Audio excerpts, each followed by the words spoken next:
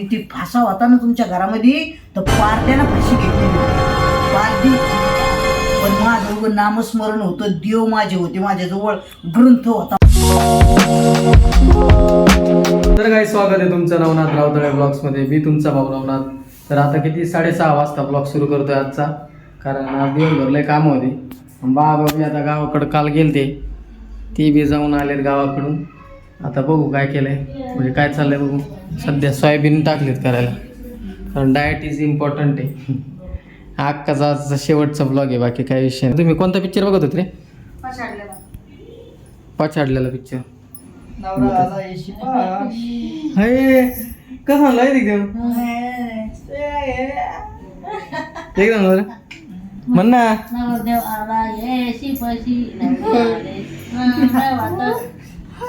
म्हण ना.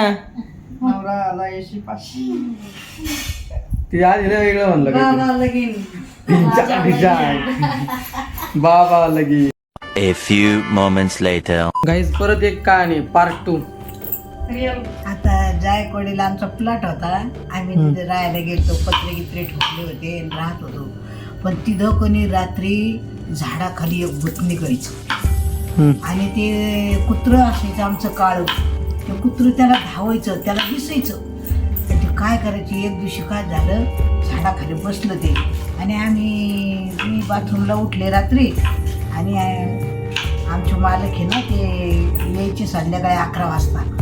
आले ते झोपले आणि मी पण झोपले, आमची सासू झोपली. आणि झोपल्याच्या नंतर आमच्या अंगाखाली अशी जवळजवळ एक ईदभर 2 फूट इतकी रुंद अशी मोठी गोमीचा आकार असो आमच्या हातोरणात. आणि मारायला गेलं तर कुठं पत्ता नाही. आणि माशींनी घरी सळा गेली, तिकडे गेली आणि म्हणलं काहीतरी निघालं. जी हांड्यावर बादली कशी होती राहते, इतके खळखळा रुपये वतले वरी आमच्या कोपऱ्यात घरामध्ये. इतके असे जसे हांड्यावरून पैसे वतले, आवाज रोकडे वाटले. म्हटलं कस काय करा असा आवाज येतो. मी त्यांना म्हणलो आवाज कशात तरी आला बाय. आता ही सत्य घटनेवर का मला स्वतः घडलेली. आणि त्यांनी काय केलं, मग मी झोपले. झोपल्यासारखी जी ते भूत जागृत झालं काय भगवंताला डोळे माझ्या अशा तडकन तोंडात बसले. मला कसं म्हणजे मला भासच नाही भूतानं मारलं म्हणून. मला कसं वाटलं अण्णानंच मारलं मला. आता माझं डोकं भुईले गेलं. माझे मालक. आणि मला कसं वाटलं माझं डोकं उशीच्या खाली गेलं असं भोईला, त्याच्यामुळे यांनी मला चापट मारली. माझ्या तोंडात मारली उठले. मी उठले आणि बाहेर गेले ते झाडाखाली काळं भुंगर असं बसलेलं असं बसलेलं. त्यांना म्हणलं अहो बाहेर काहीतरी दिसतं बाय मला कुठे म्हणजे एरंडा खाली वाट्यावर. ती बाहेर आली तर कुठं पत्ताच नाही त्याचा.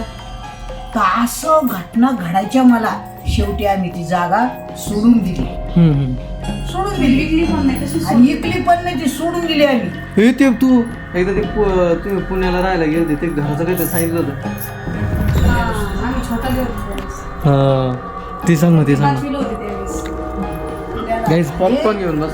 ज्या वेळेस 5 किलो झाले पुण्याला गेल्याच्या नंतर आम्ही पोलीस फार्ममध्ये होतो ना, तर ते जवळजवळ 1-2 किलोमीटर ते कंपनी तिकडं आणि आम्ही बाहेर राहायला.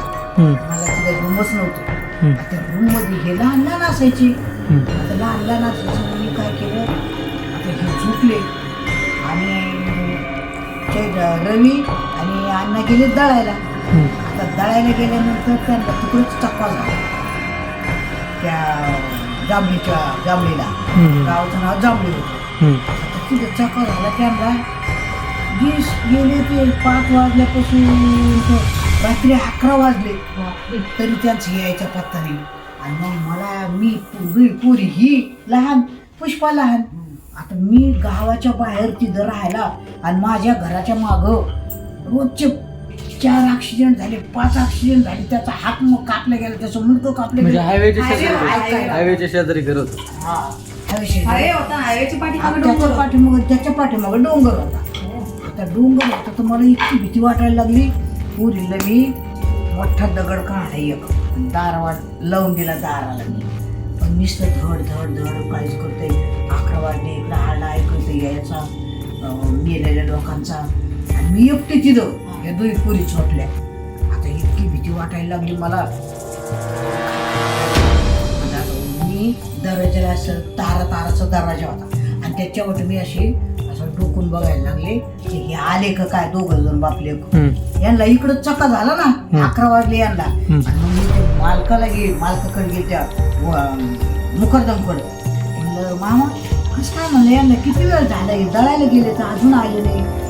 मी जातो आणायला. म्हणलं जा पहिले जा पोरी झोपल्या मला भीती वाटत होती. तो आणायला गेला ते हे ते इकून हे रस्त्याने येते तुमच्या मुसलमानच्या पत्रात शिरते. चौका झाला ना 4-5 वाटा दिसायला लागल्या आणि वाटा सोडून कोणच्या वाटाने गेलो त्या पत्र्यात जायचे. पत्र्यातच म्हणजे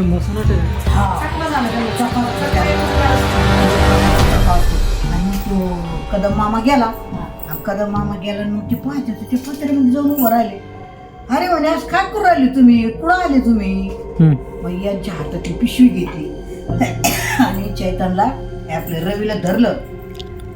माझ्या हाताला धर म्हणे आता चला नीट.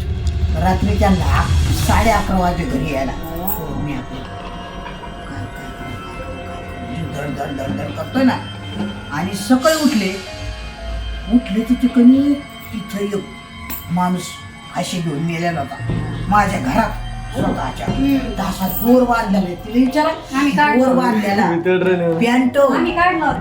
पॅन्ट ते दाव सोडलं. दाव सोडलं कापलं अशी घेतले दाव मी सोडलं घर धुवून काढलं पाणी आणलं. ऐक ना. आणि मी काय करायची विहिरीतून बादलीनं पाणी शेंदलं सारं घर धुवून काढलं स्वच्छ. पण ती मला अशी घेतलेलं त्यातच ना. आणि मी मग काय करायची सकाळी कितीला उठायची बाई 4ला. रेल्वे चालली माझ्या दारातून तर 4ला उठायची. 4ला उठले का किती 20, 18, 19 इतके भाकरी टाकायचे.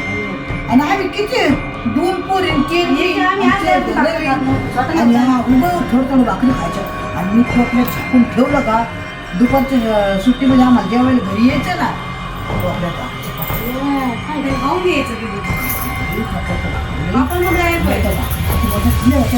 बरं कोणी येतं म्हणा. म्हणजे माझं असं मला डाऊटच नाही तर हे असं काही घडण म्हणून. कोणी भाकरी येतं का कुलूप तर लायल टोपल्यात तर तुकडा नाही.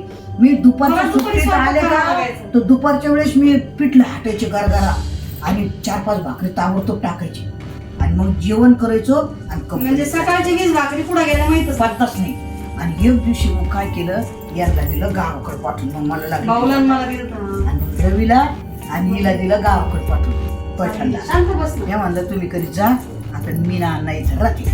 आता मी सकाळी उठले ती सुळबाबळ होती. सुळबाबळीचा काटा जी असा लंबा इथून घुसला इथून वर आला पार उपटला रक्ताची धार लागली. दाबून धरला असं दाबून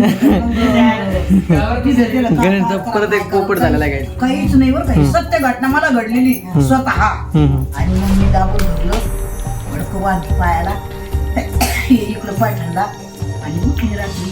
आता कधी टाका तिथं त्या विहिरीच्या गरसोळ तिथं बिनमुखेचं आलं बरं का असं आलं.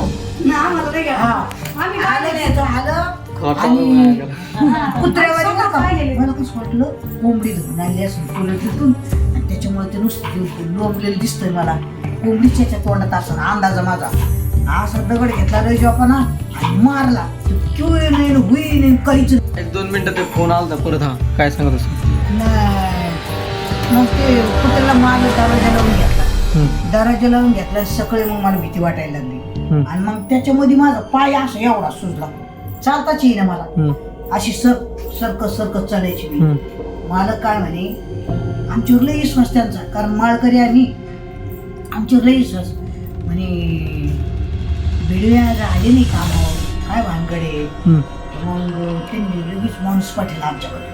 माणूस पाठवला तर काय बिडवे तुम्ही कामाला नाही आले म्हणे माझ्या बायकोचं दुखतं म्हणे पाय सुजला म्हणजे जा नाही म्हणे तर स्वतः पाहायला आला तो मालक तर पाय एकदम झालेला माझा मला चालतंच येईना आणि मग तिने सांगितलं म्हणे आम्ही म्हणलं आपल्याला गावात यांना म्हणलं आपल्याला गावाकडे जायचं आपल्याला यायची झालं राहायचंच नाही मला एवढं भेव वाटत तर मला भाकर खाती मला मी खाली भाकर मरायला झाले म्हणजे तुम्ही स्वीट वस्तू तर तिकडून घरी इतके खराब झाले तुम्ही आपल्याला हे सुधरून देऊ राहिलं तर हे आपल्याला नाही राहायची इथं आपल्याला जायचं घरी जायचं म्हणलं तर मालकाला पडलं पाहिजे लगेच त्याला असा माणूस उपवास मारस करून घेऊन याला राहतं कोणाच्या पुढे लगेच ते असा झाड फटफटीने करकम वाकत इतकं झाड माणूस अरा बिडवे म्हणे हो बिडवे कुठे ते बाहेर गेले काय सर तुम्हाला पगार वाढून जर लागत असला ना मी पगार वाढून गेलो पण जायचं नाही गावाकडे जायचं नाही तुम्हाला किती पगार लागतो तुम्हाला सांगा मी वाढून देत सांगू तुम्हाला